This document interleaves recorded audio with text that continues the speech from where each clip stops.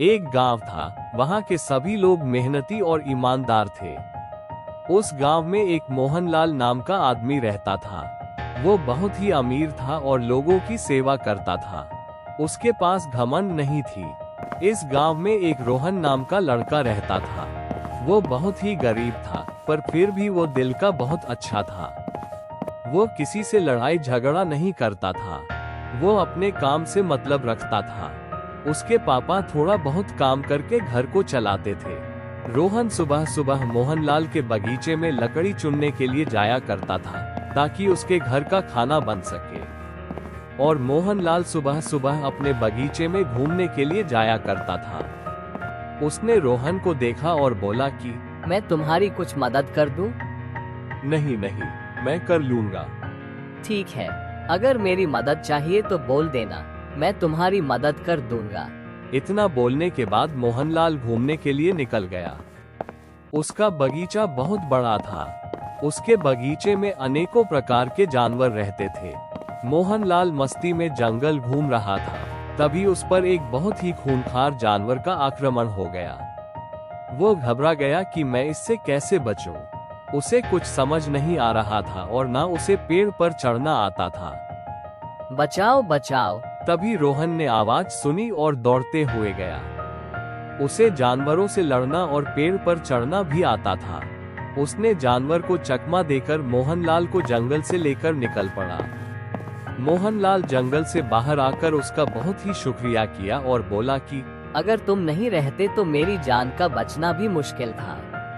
अरे भाई, मैं रोज तुम्हारे जंगल से लकड़ी लेकर जाता हूँ। अगर तुम्हारा जंगल नहीं रहता तो शायद हम खा भी नहीं मर जाते। इसलिए शुक्रिया तुम मत करो, शुक्रिया मैं तुम्हारा करता हूँ। उसके बाद रोहन बोला कि मुझे घर जाना है भाई, क्योंकि खाना बनाने के लिए लकड़ियाँ की भी जरूरत पड़ती है, जो मुझे लेकर जाना पड़ता है। उसके बाद दोनों कोई अपने अपने घर चले गए। दोनों कोई रोज जंगल आने लगे थे। एक ही समय पर दोनों के बीच काफी अच्छी मित्रता हो गई। कुछ दिन में दोनों अच्छे मित्र बन गए थे। एक बार की बात है, मोहनलाल को किसी काम से शहर जाना था, तो उसने सोचा कि मैं क्यों ना रोहन को भी अपने साथ लेकर चलूं। फिर उसने अपने पापा को बोला कि मैं रोहन को भी साथ लेकर जाना चाहता हूँ। हम दोनों साथ रहेंगे तो अच्छे से सब काम भी हो जाएगा। उसके पापा रोहन को साथ लेकर जाने के लिए मान गए, पर बोले कि तुम लोग अच्छे से जाना और ज्यादा शरारत मत करना। फिर मोहनलाल रोहन के घर गया और बोला कि क्यों भाई, चलो तुम साथ नहीं चलना है मेरे साथ?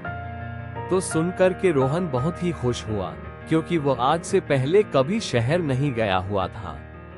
उसने खुशी में बोला कि भाई, मैं तो चलने के लिए तैयार हूँ। मेरे मम्मी पापा मानेंगे तो ना, और तुम्हारे पापा तो नहीं मानेंगे।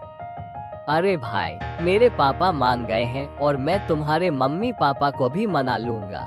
रोहन और मोहनलाल दोनों कोई शहर चले गए। शहर जाकर के रोहन बहुत ही खुश था।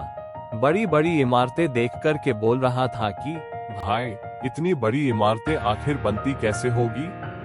मेरे गांव में तो छोटी छोटी बातें बनाने में लोगों की हालत खराब हो जाती है। अरे भाई, हमारे इंजीनियर बहुत ही बुद्धिमान होते हैं। वो सभी को अच्छे तरीके से बना लेते हैं। फिर भी दोनों बाजार घूमे और बहुत सारी चीज खाए। उसके बाद शाम होने ही वाला था। लौटकर गांव चला आया। गांव करके रोहन अपने मम्मी पापा से बता रहा था कि उसने कितनी बड़ी बड़ी इमारतें देखी है, और मोहनलाल बता रहा था कि यह सब हमारे इंजीनियर ने बनाई हुई है। हाँ बेटा, मैंने भी देखा था, बहुत बड़ी बड़ी इमारतें रहती हैं। मैं भी एक दिन बड़ा होकर इतनी बड़ी बड़ी इमारतें बनवाऊंगा। फिर सब कोई सो गए। दूसरे दिन सुबह होते ही वो दोनों फिर से बगीचे में मिले। भाई, मैं तुम्हारे कारण शहर घूम लिया। अगर तुम ना रहते तो मैं शायद शहर जा ही नहीं पाता। इसलिए मैं तुम्हारा बहुत ही बड़ा शुक्रगुजार हूँ। अरे भाई, कोई बात नहीं, दोस्ती में इतना होता है। अगर तुम्हें कहीं और घूमने का मन करे तो मुझे बताना, मैं और तुम साथ में चलेंगे घूमने। ठीक है भाई। अगर तुम्हें भी गांव में घूमने का मन करे या जंगल में घूमने का मन करे तो तुम मुझे जरूर बताना। मैं तुझे लेकर जरूर चलूंगा गांव में घूमने के लिए। इतनी सारी बात होते ही दोनों अपने अपने घर चले गए। घर जाकर के वो लोग सोच रहे थे कि कितना अच्छा दोस्त मिला है हमें, जो मेरी इतनी मदद करता है। अगले दिन सुबह होते ही मोहनलाल को गांव घूमने का मन हुआ। वो रोहन के घर पर आया और बोला कि चलो भाई, आज गांव में कहीं घूमने चलते हैं। उसके बाद रोहन ने मोहनलाल को लेकर घूमने के लिए चला गया। वो दोनों गांव में घूमकर बहुत मजे किए और मोहनलाल को पेड़ पर लगे एक फल को देखकर बोला कि भाई, मुझे वो फल खाना है, पर मुझे पेड़ पर चढ़ना नहीं आता है।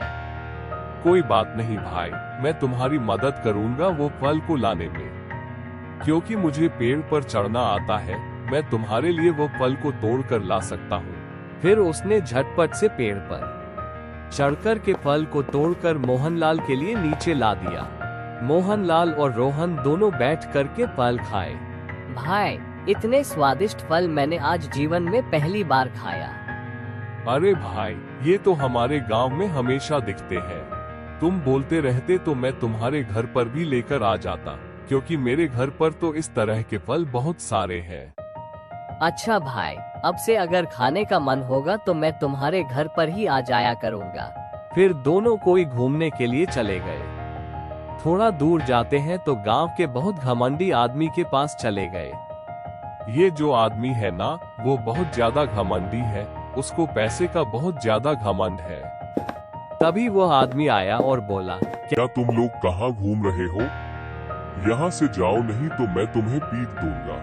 रोहन को गुस्सा आ गया और उसने अपने पापा का नाम बता दिया। वो जो घमंडी आदमी था, इसके पापा के घर पर ही काम किया करता था। तब उसने झटपट से मोहनलाल के पैर पकड़ लिए और बोला कि तुम ये बात अपने पापा को मत बोलना, नहीं तो मुझे नौकरी से निकाल दिया जाएगा। मैं नहीं बोलूँगा, पर तुम्हें भी मुझसे वादा करना होगा कि तुम आज के बाद गांव के किसी लोगों को परेशान नहीं करोगे। ठीक है, मैं अब से कुछ नहीं करूँगा। उसके बाद दोनों कोई घर चले गए। भाई, उस घमंडी आदमी की तो तुम्हारा नाम लेते ही हालत खराब हो गई थी। पर जो भी बोलो भाई, आज मैं बहुत खुश हूँ, क्योंकि वो सभी को परेशान करता था। आज उसको परेशान करने वाला कोई पहली बार आया है। भाई, मेरे पापा के नाम से ही भाई, मेरे पापा के नाम से ही सभी लोग डरने लगते हैं। भाई, मैं भी बड़ा होकर तुम्हारे पापा जैसा बनूंगा। हाँ भाई, मैं भी अपने पापा की तरह ही सभी लोगों की भलाई करता हूँ। हाँ, तो मुझे पापा के ही व्यापार को संभालना है। भाई, मेरे पास तो इतने सारे पैसे नहीं हैं कि व्यापार चला सकूं। अरे कोई बात नहीं भाई, तुम्हारे पास नहीं है तो क्या हुआ, मेरे पास है ना। हम दोनों कोई चला लेंगे, तुम मेरे भाई जैसे ही हो ना। हाँ भाई, तुम सही बोल रहे हो। उसके बाद दोनों कोई अपने अपने घर चले गए। रोहन अपने मम्मी पापा से जाकर बोला कि इस तरह वह घमंडी आदमी की हालत खराब हुई थी मोहनलाल के पापा का नाम लेते ही। हाँ बेटा, उनके पापा जो है बहुत ही पैसे वाले हैं। वो बहुत ही धनी मानी परिवार से आते हैं। गांव में किसी के पास हिम्मत नहीं है कि उनके आगे कोई बोल सके। पापा, इतने सारे पैसे कमाने के लिए क्या करना पड़ता है? बेटा, इतने पैसे कमाने के लिए बहुत सारी मेहनत करनी पड़ती है। अगर तुम भी बहुत सारी मेहनत करोगे तो हम भी पैसे वाले बन जाएंगे। घर में बैठकर रोहन अकेला सोच रहा था कि मैं इतने सारे पैसे कहां से लाऊंगा जो मैं इतना पैसे वाला बन जाऊंगा।